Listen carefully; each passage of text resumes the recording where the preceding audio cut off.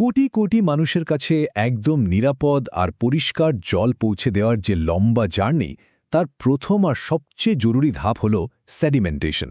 চলুন আজ এই একদম বেসিক প্রসেসটার ভেতরে ঢুকে দেখি এটা ঠিক কিভাবে কাজ করে আর কেনই বা এটা এতটা ভাইটাল। আচ্ছা, এই আলোচনাটা শুরু করা যাক একটা খুব সহজ প্রশ্ন দিয়ে। এক গ্লাস ঘোলা জল তো আমরা সবাই দেখেছি, তাই না? কিন্তু কখনো কি মনে হয়েছে যে এই সাধারণ একটা ব্যাপারের সাথে একটা বিশাল ওয়াটার ট্রিটমেন্ট প্ল্যান্টের মতো সিভিল ইঞ্জিনিয়ারিং প্রজেক্টের কোনো গভীর কানেকশন থাকতে পারে? উত্তরটা কিন্তু আমরা যা ভাবছি তার চেয়ে অনেক বেশি ইন্টারেস্টিং। আসলে এই পুরো রহস্যের চাবিকাঠিটা লুকিয়ে আছে একটাই খুব সাধারণ কিন্তু অসম্ভব শক্তিশালী একটা নীতির মধ্যে, আর সেটার নাম হলো সেডিমেন্টেশন। চলুন এবারে ধাপে ধাপে জেনে নেওয়া যাক এই ব্যাপারটা আসলে কি। যদি খুব সহজ করে বলি, সেডিমেন্টেশন মানে আর কিছুই না, ভারী জিনিসগুলোকে নিচে থিতিয়ে পড়ার জন্য যথেষ্ট সময় দেওয়া। ঠিক যেমন এক গ্লাস খোলা জলকে যদি আমরা কিছুক্ষণ না নাড়িয়ে রেখে দিই, তাহলে কাদাটা নিচে জমা হয়ে যায়। একটা ওয়াটার ট্রিটমেন্ট প্ল্যান্টে আমরা প্রকৃতির এই একই নিয়মটাকে একটা বিশাল বড় স্কেলে আর অনেক বেশি কন্ট্রোলড উপায়ে কাজে লাগাই। কিন্তু ব্যাপারটা সবসময় এত সহজ হয় না। সব কণা কিন্তু একইভাবে বা একই স্পিডে নিচে থিতিয়ে পড়ে না। কিছু কণা তো খুব সহজেই নিচে চলে যায়, কিন্তু কিছু কণা আবার এতটাই হালকা যে তারা জলেই ভেসে থাকতে চায়। আর ঠিক এখানেই কিন্তু আসল ইঞ্জিনিয়ারিং চ্যালেঞ্জটা শুরু হয়। এই স্লাইডটা কিন্তু খুব ইম্পর্ট্যান্ট। দেখুন, সেটেলিং মূলত দুই রকমের হয়। একটা হলো ডিসক্রিট সেটলিং, যেখানে বালির কণার মতো ভারী কণাগুলো নিজের ওজনেই তরতর করে নিচে চলে যায়, কোনো অসুবিধা নেই।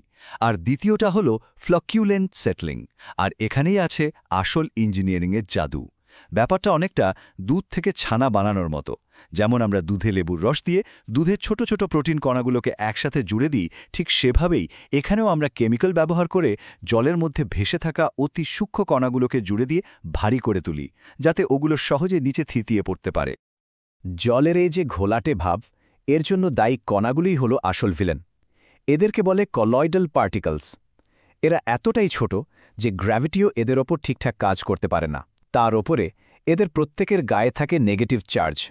ফলে এরা একে অপরকে সমানে দূরে ঠেলতে থাকে, অনেকটা দুটো একই মেরুর চুম্বকের মতো। তাই এরা কিছুতেই জোট বাঁধতে চায় না, আর নিচেও থিতিয়ে পড়তে চায় না। আর এই সমস্যার সমাধান হল কোয়াগুলেশন। আমরা জলে ফিটকিরি বা অ্যালামের মতো কিছু কোয়াগুলেন্ট যোগ করি।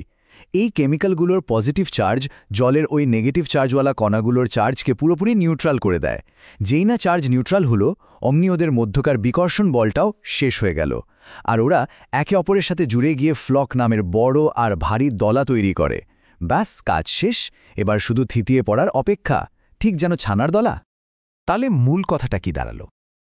জলের মধ্যে ভেসে থাকা ওই অতি ক্ষুদ্র কণাগুলোকে যদি দলবদ্ধ করে দ্রুত নিচে ফেলতে হয়, তাহলে কোন প্রক্রিয়াটা ব্যবহার করা হয়? একদম ঠিক, ফ্লাকিউলেন্ট সেটলিং, যেটা কোয়াগুলেশন প্রক্রিয়ার মাধ্যমেই সম্ভব।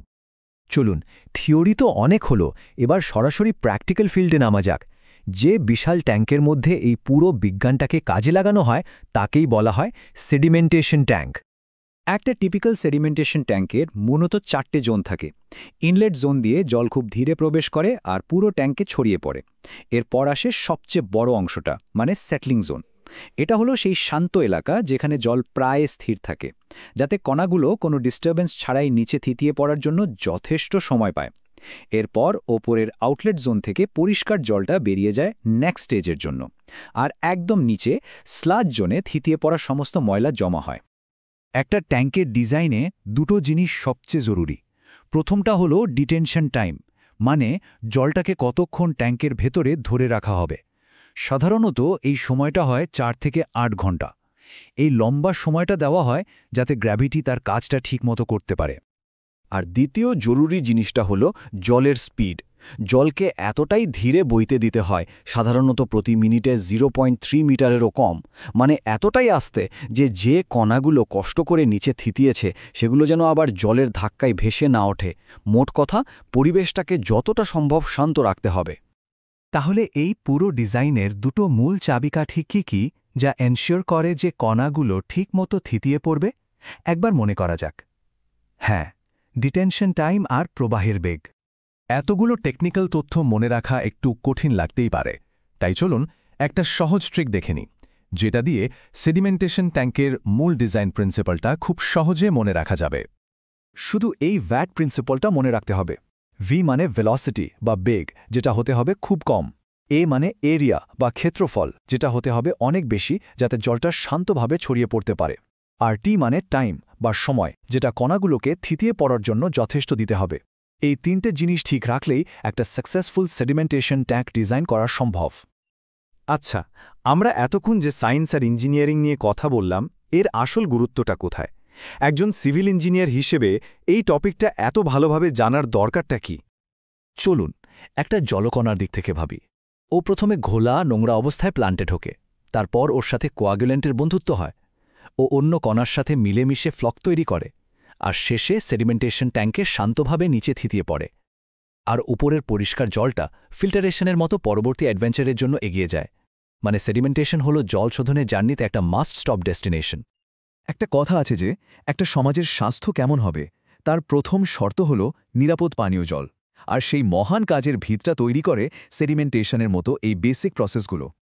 সুতরাং আজ যা কিছু শেখা হলো সেটা শুধু পরীক্ষার জন্য নয়, এটাই হলো জল জীবন মিশনের মতো বিশাল ন্যাশনাল প্রজেক্টের পেছনের ইঞ্জিনিয়ারিং।